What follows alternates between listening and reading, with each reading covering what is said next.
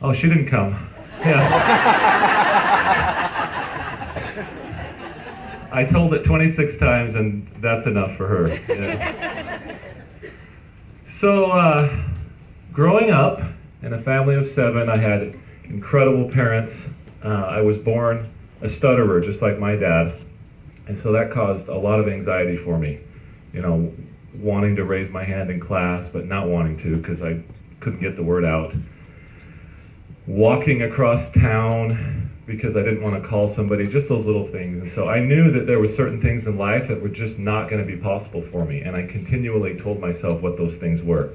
They were anything to do with talking in front of people, trying to sell something, yes, and being in the spotlight at all. I spent my life trying to avoid that. And I got married to my wife because she was the aggressor. I didn't know what was going on at first. I did not date, I did not dance, I tried to avoid any type of social activities whatsoever. And she offered to help me I'll tell this part of the story because this is kind of funny too. She called me to ask me out, and I said, I have to babysit my niece. And she said, I love babysitting. And I had something I could have gone to that night with my buddies. And so I said, really? Because I was hoping to go to this with my friends. Long, awkward pause. And then I said, did you mean with me? She said, yeah, I was kind of thinking with you. Oh, yes, of course, yes, that sounds great. I was still clueless. But she stayed with it, fortunately. And only 5 months after we got married, I started to get sick. All kinds of different things going on. And it turns out it was some parasites that I had gotten on a church mission that I served down in Brazil 2 years prior. And there's these certain parasites that come in dormant and then they wake up later. It was causing me all kinds of problems, and my mom found a tropical disease specialist at the University of Utah Hospital, which was a 6-hour drive from our home. And so I said goodbye to Shalane. She had to stay for her job, and I was going there for a 3-day treatment. And I went all the way to the hospital, and I checked in, and the nurse checked me in on the first floor on just one of these little rooms with the curtains, and then she came back to get me, and she said, Derek, we're going to move you up to the 5th floor. Walked me up to the 5th floor, brought me into this corner suite with a view, nice big room. And I said, wow, thank you for the upgrade. She said, yeah, people with your type of leukemia always get their own rooms. Oh my God. I said, what? She said, yeah, you have acute myeloma. Ooh, that's the bad kind. And I see that they want to start chemotherapy tomorrow. And I said, no. I'm the parasite guy. Check your charts again. And she did. She verified my name and my date of birth and all that. And I still was convinced that it was some kind of mix-up. And then she asked me some more questions, and she looked down at the chart, and she looked at me, and she looked at the chart again, and then I saw that she recognized what she had done. Oh, you just got here today, huh? Yeah, just a second, I'll be right back. Left.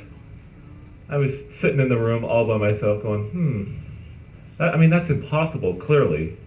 I have parasite, I don't have leukemia. After about 30 minutes, this train of doctors came into my room. And then I thought, maybe they know something I don't. And they confirmed that I had leukemia and that I was fortunate to be there at the timing that I was, and they found it because of the other treatment that I was going to get. So I had both, yes. And I called Shalane and told her, and that was obviously a moment that changed our lives forever. Now we can look back and see it really, truly as one of the best things that happened to our marriage and to us and to our family.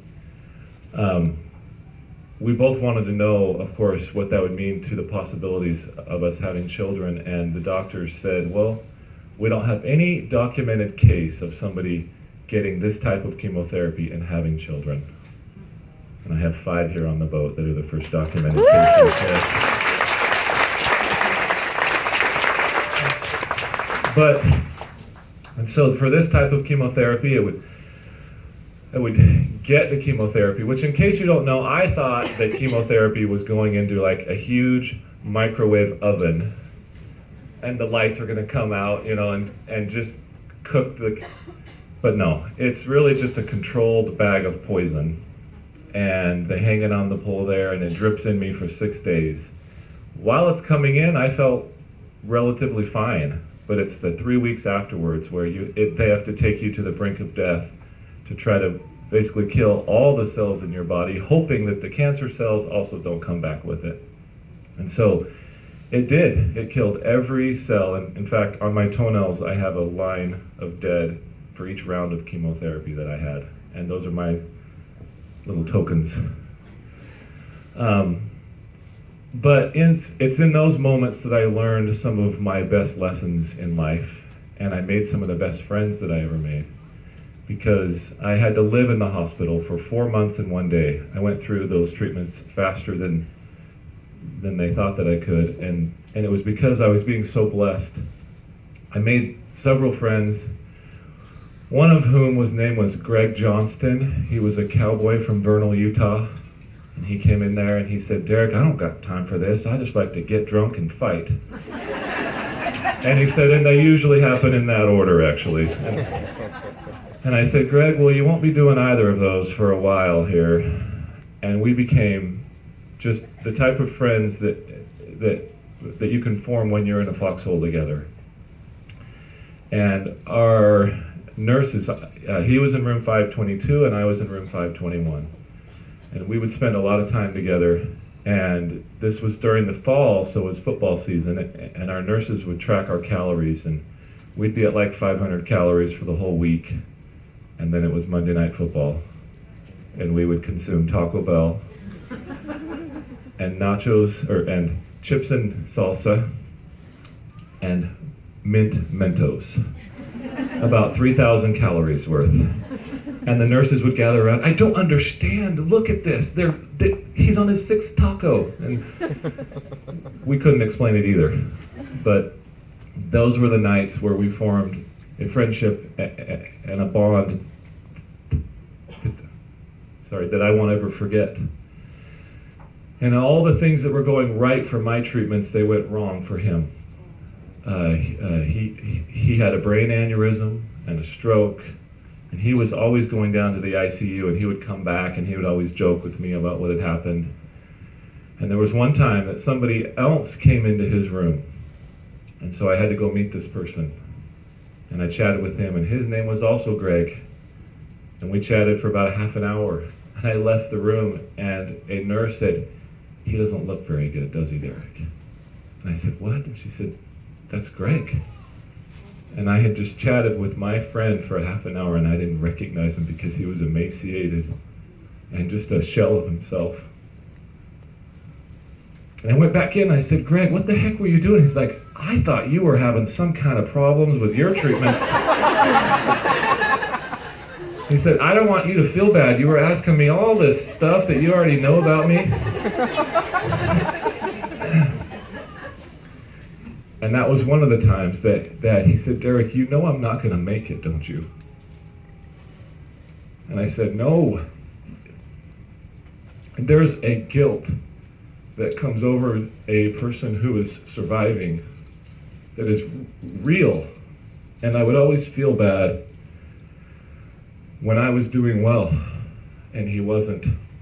And he would tell me about probably the biggest regret of his life, that he had caused an accident when his girlfriend was pregnant with their daughter, and so he was not able to keep the child, and he wanted his daughter to know how he felt about her, and he would ask me to find her for him, and then he would say, "And you, Derek, are going to live for us both, and you're going to do something great."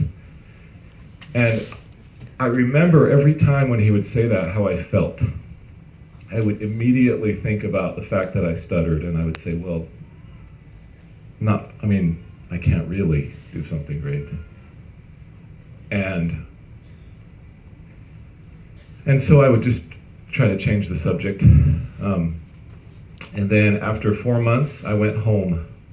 And that first month home was glorious.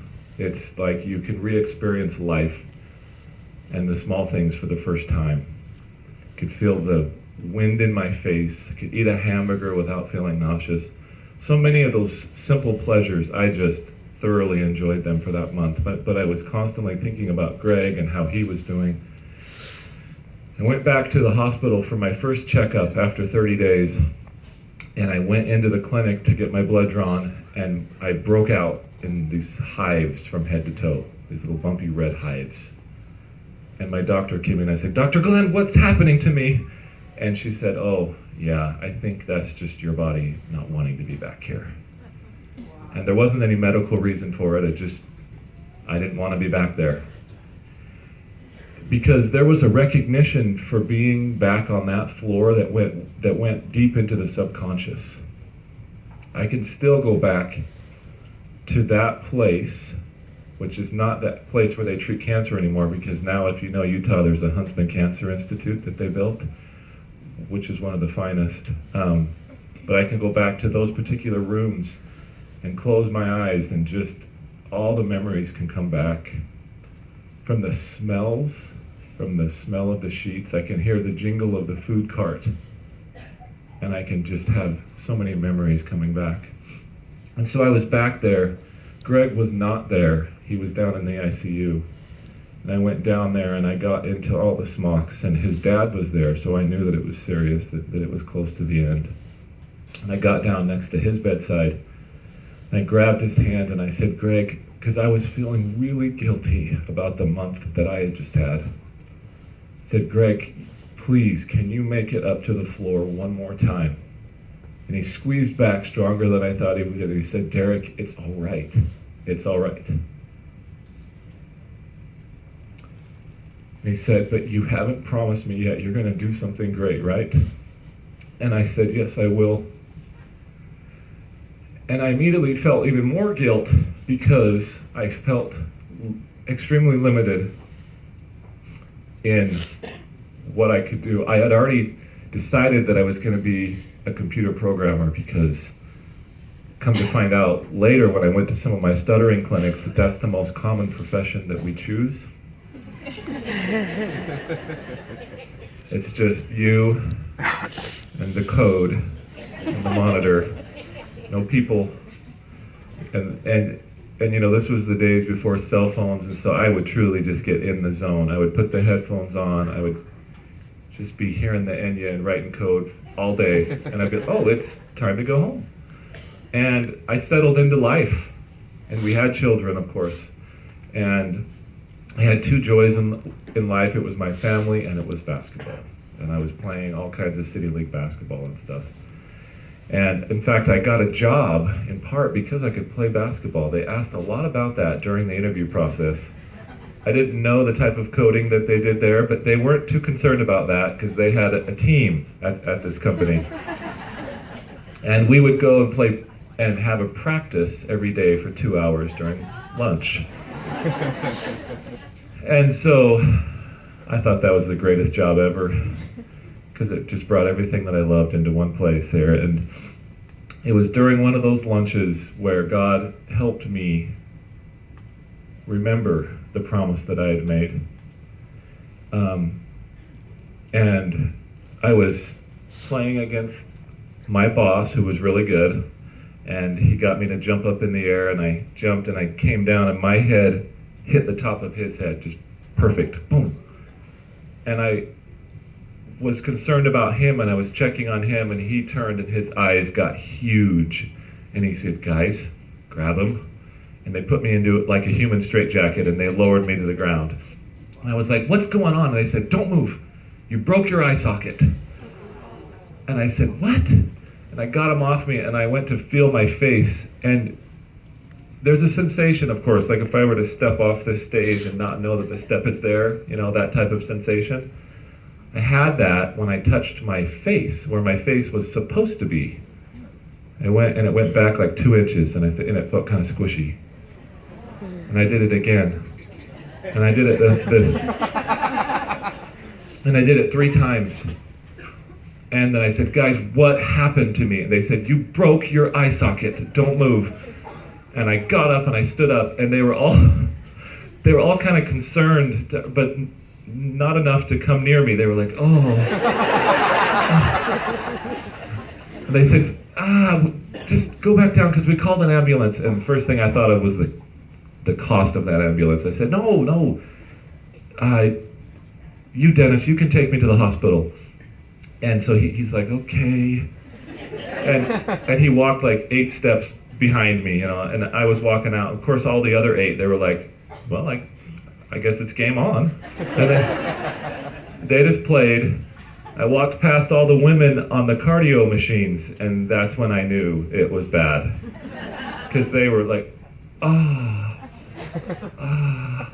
And I walked past, and I finally got to his car, and I pulled down the mirror. And then it started to hurt really bad. Because what had happened is right here, of course, you have the orbital bones, and this is the sinus cavity, which is hollow. So those bones shattered, as well as the orbital bones. So my eye socket did fall down, but what was worse was this is hollow in here, so it just shattered. So it looked like it was this huge dent into my brain, right? Fortunately, it hadn't done any damage to my brain. But Dennis drove me to the hospital, which was the University of Utah Hospital, the same place where I had spent all that time. But I was just going to the ER. So all this is exactly how it happened, true, because I won't ever forget. He pulls me up, and he's like, so you good then? I'm like, yeah, Dennis, there's no need for you to park.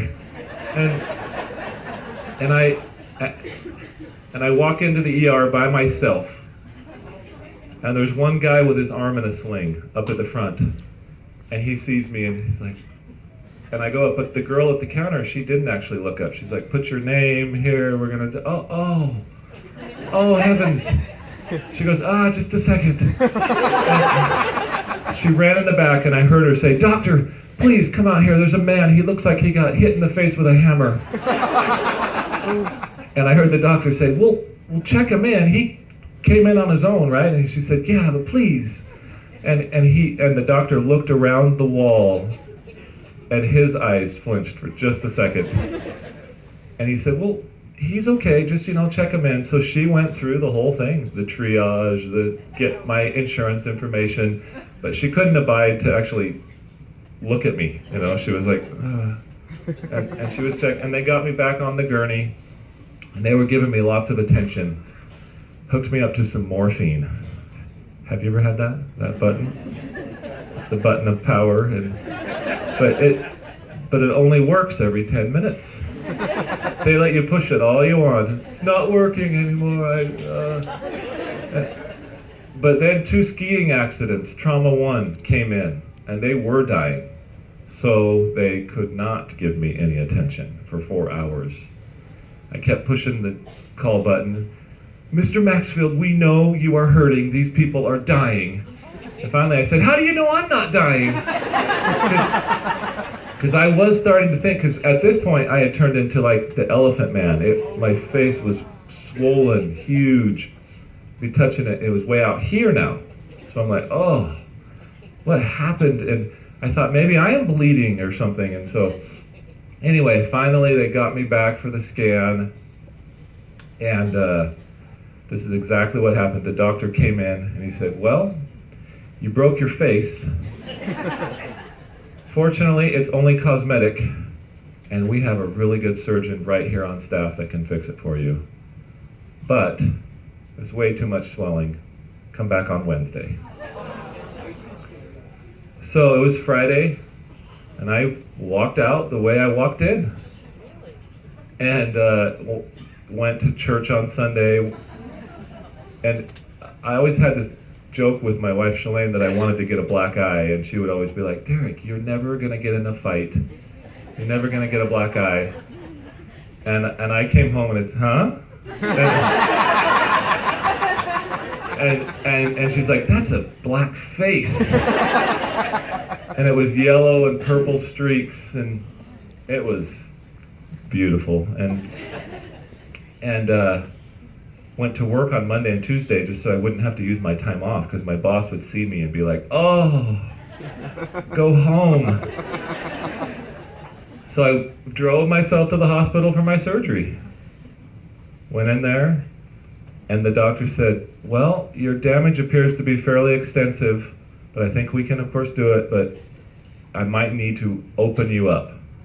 He said, should I need to do that, of course, this is a student hospital, can we have a student help with the incision? And I said, well, what do you mean, open me up? And he said, well, we're going to go in with a couple instruments right here on your forehead, try to put it together, but if we have to, we're going to have to open you up and get access to the area.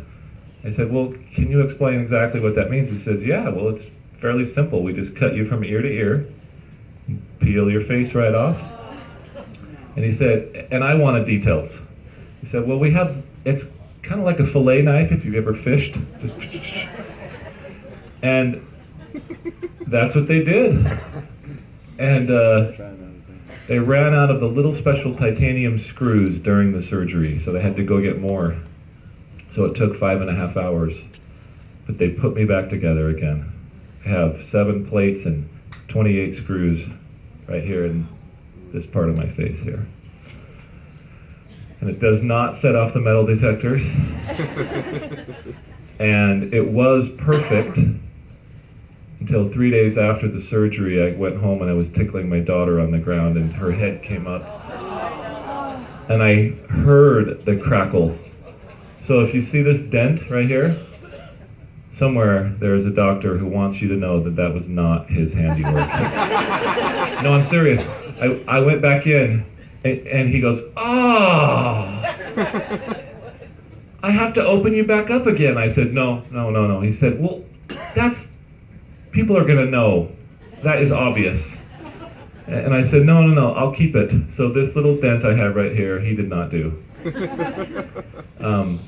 But this story is coming to a climax here in a second, I promise. After the surgery, they put me into room 522 for my post-op recovery.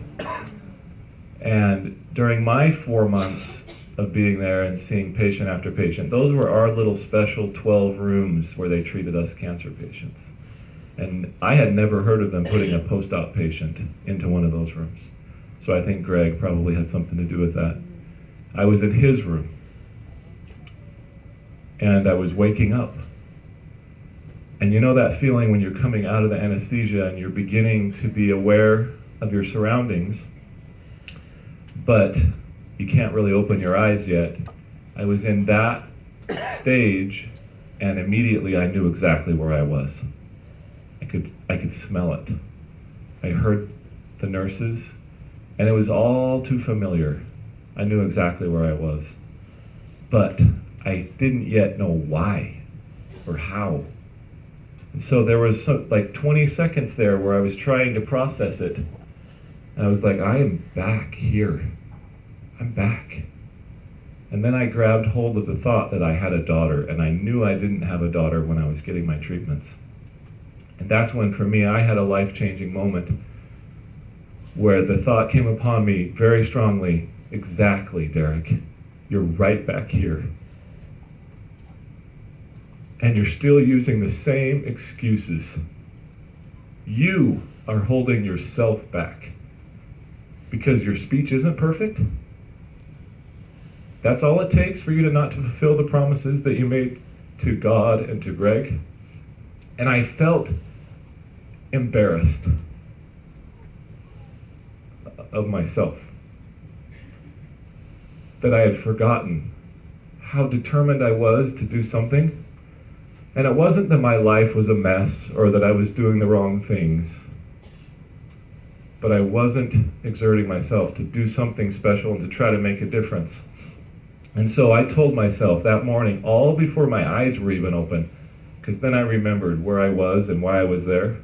And I said, all right, this time when I leave this hospital, I don't care if I stutter in front of the whole world. If I have to make a fool of myself, I'm going to at least give it my all. I'm going to do everything that I can. And for the next 2 years, that was a period of my life when I was able to maintain a certain level of diligence that was tied to that feeling. And I kept myself accountable by I would get up every morning at 4:45 and I would write in my journal. And I would simply write what I was going to do that day.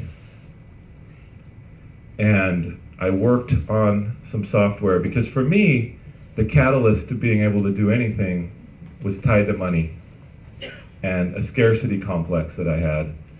So I had to do something that was going to make money and to, and to get me out of the cycle that I felt like I was in. So I worked on that software for 2 years and I got to the point where I could launch that in 2004, and I started a business, and that was the software company NetSteps that I sold in 2010. And I wanted that to be the great thing that I had done. But as much as we had helped companies with their software, all I had done was really financially set up my family for the rest of our lives. And I felt good about that, but I hadn't done something that I felt like I had really made a difference. And it was only about 6 months after that, and I was driving in a car and I was talking to Shalane about this topic of children that have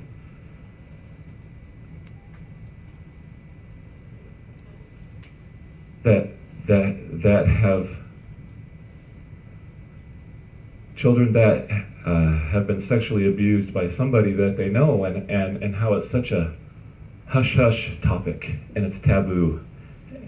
And I was telling her, why doesn't somebody do something about that? Like, why doesn't somebody speak out against that? And that was the moment that also changed my life. And I thought, exactly, why doesn't somebody? And for my software career, I had been around a lot of successful direct sales companies. And so, as crazy as it sounds, I had never considered starting one of my own. In that moment, I decided. It was like, I could start a party company that could be so successful that it could fund a foundation that we could make a difference. And that's something that I knew would get the approval of Greg and of God and of something that I could feel proud of. And so that's where it all started. And all of you here today, I owe you so much gratitude and thanks for helping that actually happen. It happened so much faster than I thought it would.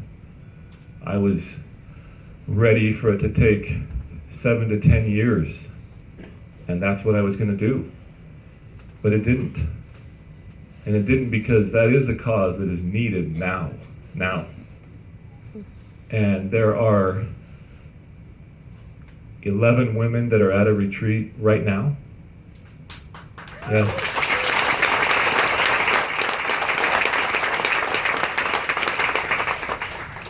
And it's because of what you have done. And so that's when I say I'm thankful for what you've done. I truly am. I didn't need, for myself, I didn't need the money. I didn't need the company to be successful for the money, but I needed it to be successful for that cause. And I thank you from the bottom of my heart for helping it happen so much faster, and for all of you being here. And so that's my story. Thank you.